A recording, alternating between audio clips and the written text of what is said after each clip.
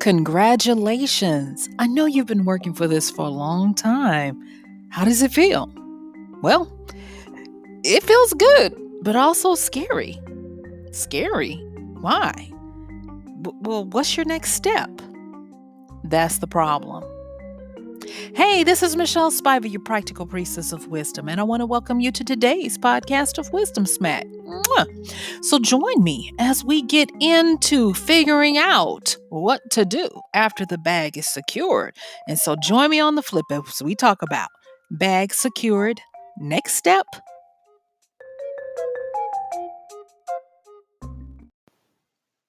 Securing the bag. Now, if you haven't heard this statement, I'm going to bring you up to speed on what it is real quick. So, it's been around about 5 years or so that we know of, and it started in the hip hop community. And what it means is to secure the bag means that you are securing an opportunity, you are getting some money, you're getting paid, or there's some type of advantage coming your way. Sometimes it can mean that you're taking advantage to get this value or opportunity, but it usually means a come up or an improvement for you. All right. So now that we've got that out of the way, let me talk a little bit about of some of the areas that I want to hit today. We got a lot to cover. And so just give me a moment to get you set up here. So, when we're talking about securing the bag, it is affecting a lot of people from a lot of different groups. And I'm going to just touch on three. This is, of course, not exhaustive at all. So there are some big groups that come out when I think about this whole securing the bag because these are the ones that are after it. So one of the groups is the young folks, whether it be the younger millennials and then um, Generation Z. Okay. They're coming into the workforce. And so if you're anywhere between like 18 up to maybe 36, I'm talking to you. And the reason why I'm talking to you is because the world economy is changing and it's in a place that we've never seen before. There's this funny lady that did a speech one time talking about uh, the things that she wanted us to know about getting older. And one of the things that stuck out when I heard this funny speech was that she was like, please don't get upset with me about being old and how slow I move and when I forget things. She says, this is my first time doing it. And so I want to just say to you, don't get upset with yourself as you're experiencing this, and don't get upset with people that you think have caused it. This is the first time they're going through it. Uh, but neither here nor there. Let's move on. So if you're in this group, and I actually might nudge you back down a little bit closer to 30-ish, but I'll just go on and give it, to you. That you might be struggling. You might be trying to find your way, find what is your purpose, what you're going to do for your life, how you're going to get your income, who you're going to love, who you're going to be with, who's going to take care of you, who you going to take care of, those types of things. It's really important to understand that when you're looking at this, there are a lot of factors that are working, ones that you know and don't know. And I'm hoping that today, by giving you a few little wisdom smacks on what you should do and what the securing the bag actually means and what to do next, that you'll set yourself up for a greater possibility of doing all of it. All right. So shout out to my younger millennials and my Generation Z who's out there in these streets trying to make it. All right. The next group I want to shout out is going to be kind of sort of the same type, but it can be a little more. And that's going to be to my newfound people who are in the relationship space. Shout out to my goal, and sugar babies. Gold diggers, and sugar babies. Now, traditionally, the average, and this comes from a company in out of Canada who tracks this stuff, they have said that the average sugar baby is around 26, and that about 40% of them are students or in grad. They are college students or they're in grad school. And then the average age, now this is talking about the heterosexual ones, y'all. Okay. So I don't have stats on the others, but, and they're female. And then on the other side, the average age of the sugar daddy is going to be 45, and 34% of the sugar daddies are married. And the average monthly allowance that's given to a sugar baby is going to be about $4,252. All right. So just want to do that. And I'm sorry I'm running through this, but I want to get to the other part. But I just kind of want to let you know what we're talking about for these different ones. Okay. So then and the sugar babies now, it does not necessarily mean that you are in your young 20s. Oh, no. They have a lot of women who are over the age of 45 who are becoming sugar babies as well. And so there is an emerging age group from 45 to 65 who are becoming sugar babies as well. For men in the same age group as well as older, a lot of them may be widowers and those types of things. Think about it. There are some men who are willing to have a sugar baby to not be alone when they have to go to the doctor's appointment, or keep them on schedule for stuff that maybe their spouse used to do, they took for granted, or even the divorced who don't nobody want them, but they understand that if I want this information or want this companionship, this is what I've got to do. Now, one note about sugar babies, unlike mistresses, because I don't want you to get them confused. Unlike mistresses, escorts, strippers, all that kind of stuff, sugar babies are there for companionship without sex. If at they really don't want to have sex unless they fall for you and want to have a relationship with you that's sexual. So it is a romantic companionship that sugar babies are going after. Their goal is not to have sex with these men. So it's not where there's any prostitution or any of that kind of stuff going on. I just want to clean that up. All right. So then my next group is going to be people 35-ish and up who are reemerging back into the job market, back into the relationship market, and they are having a second life. They are having to do things that they've done before all over again, whether it is a new family, a new job, a new career, a new relationship, a new sexual identity, whatever it is. These people are having to go through this. All right. So, in any one of these three scenarios, somebody somewhere is trying to secure the bag. And the bag does not necessarily mean money, it can be opportunity, relationship, some type of advantage that helps that person feel better or feel safe, secure, taken care of, or whatever. Okay. So now that we've got those three set up, let me talk really quickly about the whole securing the bag. Okay. So whether you are a youngster out there trying to find your way in the world, it's your first time, the economy sucks for you, and if you, whatever country you're in, and you're trying to figure this out. Securing the bag for you is going to be where you are paying your dues, where you are doing what you need to get stable. And the first thing I'm going to tell you is it sounds crazy, but if at all possible, try to get some type of employment that is flowing. So income, the whole word about income means incoming provisions. And most people articulate that with a job. Now, I understand that the jobs are not the way they used to be. So I'm just going to say, try to figure out, maybe you do get a job, the best one that you can, or maybe you exchange your services for income. That's where the gig economy is coming from. I'm not telling you anything new that you don't already know. The only thing I'm going to tell you about that is that if you're young enough and you don't have a lot of experience, you need to find some kind of way, and it's usually going to be around that kind of way of how you're going to get some income. All right.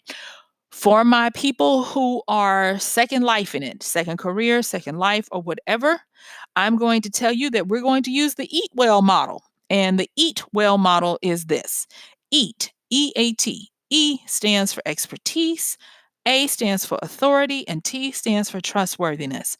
By now, you have developed some skills, some authority, and some expertise that makes what you know and what you can do have a value. So unlike the younger folks who don't have any experience, they don't have any eat right now, it might not be as easy for you to go out there and compete with them for the gig economy or for the jobs that a lot of them deal with inferior goods. We talked about that yesterday on yesterday's podcast. Go check it out if you haven't.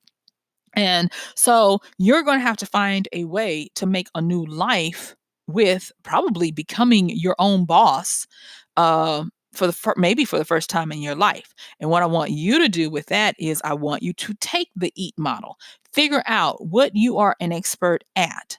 Next, find out how you can gain authority or make yourself adjacent to authority, and then show how you can be trusted. Because in today's world, people tend to associate with, buy from, hire, love, or whatever those they know, like, and trust. Now, this is not the podcast where I will go into that. I'll probably do a podcast on just the EAT model itself because anybody can learn from it. But it's going to really be something that if you're 35 and over, this is going to work well for you because you already have some expertise under your belt. Okay. All right. So if you are a sugar baby, the thing I'm going to tell you is that as you are quote unquote securing the bag, look at it as a temporary transaction. Remember, the stats are over 1 in 3 of the sugar daddies is already married. You are not a mistress. You are here for a purpose, and that is to quote unquote secure the bag in exchange for your delightful companionship and even for a little bit of your confidential conversation. All right. So understand what it is. It's a temporary transaction. You are not trying to live up on this one person. Okay. And I don't at me about moralities and that kind of stuff, y'all. I'm talking to the different people for where they are. And if you're not doing it, it's none of your business. So, okay, let's move on. So now that I've taken these, and like I said, this is not exhaustive. I'm not catching everybody in this net. I'm just trying to give you some examples because the part that I want to talk to you about today about what to do once the bag is secure is the bulk of what we're doing. All right. So the first thing is I want to now shift us from these areas that I've highlighted, and I want to talk about once you secure the bag, what next. Now, one of the things that I have noticed as I have been out here in these streets working with all these different types of peoples and helping people to understand how to have a sustainable life, a sustainable income, how to make the life that doesn't make you want to check out of here early and all that kind of stuff, is that there is something that people seemed to be missing. And they seemed to think that securing the bag was the terminal point or the end point, when at best it is the genesis, it is the starting point. All right. So let's talk about the Tao of the seed, SEED, the seed. So I'm just going to say it. Securing the bag is the same as getting your seeds, getting the seeds. Now, if you already know where I'm going, great, stay with me. If you don't, pay attention. So let's talk a little bit about a seed. And what is a seed? A seed is going to be that unit that contains everything within it to bring forth something of maturity. So unlike a single cell, and I promise y'all, I'm not going to bore you with biology, but you would do well to learn from Mother Nature. So, unlike a single cell or even an amoeba, where it's just a few cells that allows it to have movement and that kind of thing, a seed is going to be a compact thing that once it is fertilized, it can then start the process of growing into something that is able to reproduce and able to grow and all of that. Okay. So let's get to this. Understanding that your bag is the seed means that the first thing is don't mistake the seed for food and for substance and for what's going to take care of you. It is not. It is just the seed, the starter kit, the beginning point. Too many times, if I look back over my life, and I'm not that old, but I can see where I gobbled up my seed. I mistook my seed for something other than it was. I thought that securing the bag meant I was set, when securing the bag only meant that I was just beginning. I think I've told you guys, oh no, I know I've told you on other podcasts where over and over again, I would work for a goal, I would get the goal, and then I'll be like, now what? Because I didn't know what to do after. I was scared of trying to keep it, trying to maintain it, trying to have it, continuously work. I was always scared that once I got to this big point, because I didn't know what to do next, because I'd always just been trying to get to that new point, I hadn't planned for the day after. And so that was a big thing that I had to start working on. And over the years, I started paying more attention to looking at cycles, looking at lines, looking at infinite games and all of that. These are all things I've talked about in previous podcasts. And so we're bringing them together to help us understand that there is always going to be a next step after you secure the bag. And I wish I could say that this you after you get to a certain age, it won't matter, but it won't. Just the other day, I saw someone who had quote unquote secured the bag, and they posted something online. I was like, they're about to lose it all because they don't even understand what they have gotten. And so I want to also say this, and this is wisdom, that once you secure the bag, your actions, your activities, and what you have to do just really started. This is not a time to rest and relax. Oh, no. So let's look at the life cycle of this seed. So once you get the seed, then it needs to germinate. And germination is just like gestation, pregnancy, if you will.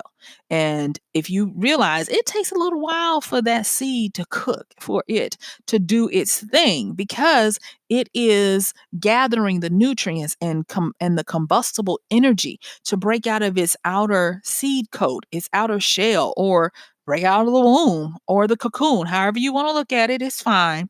And so once that seed breaks forth out of that germination stage, then it's going to move into the growth stage. After the growth stage, it's going to move into reproduction, then pollination, and then the cycle begins again, where it spreads new seeds during the pollination and then on and on. Okay. So now that we've gone through that overview, what does that mean for you? And why do you need to know that when it comes to what to do with securing your bag? Okay. Even if you didn't ask, that's what you should be asking, y'all. Okay. So, uh, the seed, once you get your seed, you need to find or make or create an environment that's conducive to its continued growth. And that usually means that you're going to have to do things that require the skills and the traits of being diligent and consistent. That is not the time to rest on your laurels. It is certainly not the time to eat off of your seed or consume it. It is a time for you to nurture it and treat it like the rare blessing it is. Okay. So I'm gonna tell y'all a quick little story. When I was a kid, David's sunflower seeds is a popular brand here in the United States, and people around me love those seeds. And I was just like, my little heart would get hurt because I would be like, "Why are they eating all the sunflower seeds? We're not gonna have any more sunflowers." And my mother would just laugh at me. And she's like, "Baby, do not worry about the sunflowers. We are going to have sunflowers. These seeds were made so that people can eat them." And I was like, "But they're killing the sunflowers." I was like, and I was really adamant about this until my mother reminded me of something. And she was like, "Well, I don't see you crying like that every time you eat a watermelon." And I was like, "Oh." Because at the time I was a little kid, I hated picking the seeds out of the watermelon. So I just swallow them whole. And the old folks' tales would say, "Don't eat the watermelon seeds, they'll grow in your stomach." And I didn't care. And so my mother was just being funny with me. But I do remember that. And even as a child, I realized that there was something important about the life of a seed and what it was for and how it should be cherished, nurtured, and protected. And think of this, biologists, we have entire vaults and highly protected areas of seed farms and seed vaults that they try to keep should some kind of catastrophe happen, because if you don't have a seed, you don't have life. Seeds are what keep us and protect us. And I want you to understand that your bag is not that which is going to feed you and take care of you. It is the seed to get you to that stuff. So, by being diligent and consistent to give it an environment for its gestation. And in the gestation, it's going to be hidden in the dark. It is going to look like nothing is happening for a while. It is going to require you to do a lot before it gives you any indicator that it is responding in kind. And you have to keep that in your mind that you're going to do a lot of work to turn this seed into something that is going to then work for you or secure your future or take care of you in perpetuity. So once you move from the germinating and move into where you get those sprouts. One of the things that I realized when I was studying the life cycle of a seed, and I love it, it's a lot of wisdom there, is that during the sprouting cycle, now this is the cycle where it moves from gestation into growth. And think of this as of the birthing part and then the delivery. So one of the weird things that happens is that once the seed has started to germinate and it is moving into its cycle, it becomes a seedling. And to become a seedling, that's when it starts breaking out of that outer layer that's called that seed coat, aka coming out of the womb. And what happens? This is the miracle. It begins with a little small root that begins to grow downward, and then it has a little shoot that might look like a little blade of green or whatever that begins to grow upward. So here you have the seed in the middle, and it has a root that starts to grow down and a sprout that starts to go up. It is already telling you that when you have your seed comes prepared to be able to stick and stay with you through its root and reach up to get higher and better things with you for you with that sprout. So when you start to see the shoot come up and when it starts to break the surface, and when I say break the surface, meaning that with a glance, you can start to see movement, forward movement on what your seed is doing. That means that the seed is no longer a seed, it has become a sprout. But in this sprout, a lot of people get excited because, oh, now you're starting to be able to see visual effects of what you've been hoping for. And this is a treacherous time because folks can mistake it for, oh, you're paying off for me. Oh, let me take advantage of this. Do not eat your sprout. Don't consume, don't wreck, don't do anything to destroy your sprout because it's still in a very vulnerable time. Heck, I'm going to say the whole cycle is a vulnerable time. So once this sprout starts to sprout, you're still not done. You got to hit it more by giving it good water and nutrients and good soil, meaning you got to up the quality of the environment even more so it can change and grow into what is called a seed, a young adult plant. So this seedling plant starts to have a few leaves. And once those leaves become numerous enough to shed the rest of that outer coating off, think about it. Now your seed is able to be a toddler, get up and walk on its own. Okay. You are now into the young adult plant stage. Now, with this stage, this is when your plant is getting bigger and it's starting to be sustainable on its own, and more leaves are starting to come, and the roots are getting deeper. And again, don't trick yourself. Don't think that, oh, I got it made now because my bag is starting to take care of itself. That doesn't mean anything. You are nowhere near any kind of finish line because that has to grow into what is called an adult plant. So now we're in a full on growth cycle where the adult plant starts to replicate and reproduce itself. It starts to grow. That's where if you've been trying to grow a tree from a seed, that's when it actually starts to look like a tree. It's got limbs on it and even possibly has more than a few branches on it. So When this gets to be the adult, it is now able to be mature. And you are ready to be able to make use of your bag once your plant, your tree, whatever it is, starts to produce flowers or spores or fruit, because you're not going to consume the tree. You can consume that stuff that it throws off, spores, flowers, and this. And I would wait and say, wait till after it's been quote unquote pollinated, meaning that it has gotten big enough for the spores to turn into fruit with more seed inside, because you can take those. And if you're wise, like my grandparents used to teach when they were showing us how they did their garden, you'll take some of the reproduction of that fruit and let it, quote unquote, go back to seed so that you'll have even more. Some people might like, oh, that sounds like dividends. That sounds like putting your interest back into the principal so it can continue to grow. Yes, compounding interest is part of what I'm talking about, whether that be in money or whether that be in how you are now at a point where you're able to produce more people after your kind of good things. So there's a lot going on with this whole idea of the seedling into the mature tree, into making more and duplicating and compounding interest of what's going on. And I say this because a lot of times people don't realize that securing the bag is the seed, and they want to harvest that thinking it's a crop, and it is not a harvestable crop.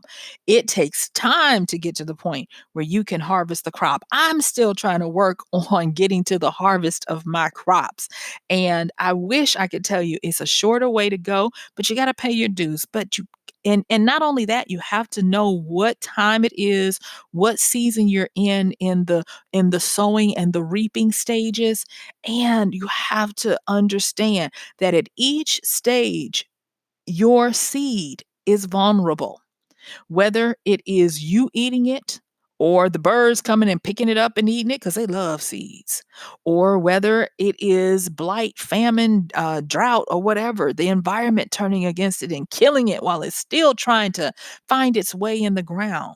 Or maybe it is a full adult, full and luscious, and now the scavengers and the slugs and the aphids and the little rodents and things come and try to eat uh the leaves and infect it and kill it down to its roots. You have to be diligent and consistent on dealing with this and understanding that it takes a lot to do it. And the next thing is, when we're talking about what to do after securing your bag, even if you manage to get it to a place of harvest, you got to realize that you got to keep turning your crops. That was something that I also learned growing up as a kid and going and hanging out with my grandparents in the summertime, that they would teach me how to rotate the fields, how to turn the crops, how to introduce new seeds, and how to never take advantage of thinking that one type of seed, one type of crop was always going to be your bread and butter. You had to have variety. And so, even with securing the bag, that is not going to be the last time that you have to go and secure a bag. And I think, in my humble opinion and my limited observation, that is one of the most egregious errors I am seeing with people. And we need a little wisdom to understand that you will secure many bags in your lifetime. And do not cry if you have lost a bag. I have watched series of, how people blew through their fortunes on YouTube, or how people lost their ability to influence and gain money, and they're still stuck because they don't know how to go out and look for different seed. They don't know the wisdom of how to turn a crop and introduce new seed. And of these three examples that I talked about, one of them, this part really affects you. That is the folks 35 and over, starting over. It is now time for you to learn how to introduce new seeds into your feels. It is time for you to have that second life, to go out and secure that bag again. And don't be upset or heartbroken over the fact that you got to do this, because it's just part of getting more seed. You cannot always have mature plants throwing off year after year, crop after crop. It just doesn't work like that. They have a life cycle just like we do. And sometimes you got to get that newness, that new way of getting what you need in your life to come your way. And so, in the last few seconds that I've got, yeah, we cutting it close today. I want to remind you that after your bag is secured, that is the first step.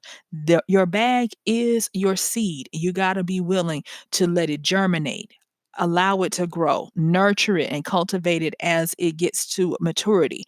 Be ready to do what it takes to make sure that it's protected when it's in its reproduction stages. Know when to harvest, know when to turn it over and bring in new seed, and be okay with whatever stage you're in, understanding that you know and you have the wisdom to know where you are.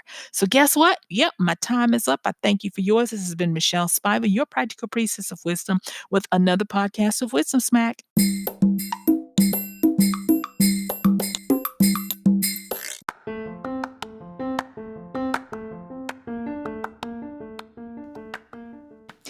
And that's going to do it for today's podcast of Wisdom Smack with Michelle Spiva. If you like this podcast, please help us get the word out. Like, comment, subscribe, and even share. And if you really like it, please help us continue to get the word out by considering using this show's link for Amazon. So when you want to go to Amazon and you do all of your general shopping, please use MichelleSpiva.com/AMZ. It's simple as that. It doesn't cost you anything extra, and this show might receive a little bit of commission that will go towards helping to further get these episodes out to you and to others. So thank you so much for listening. This has been Michelle Spiva with Wisdom Smack. Bye.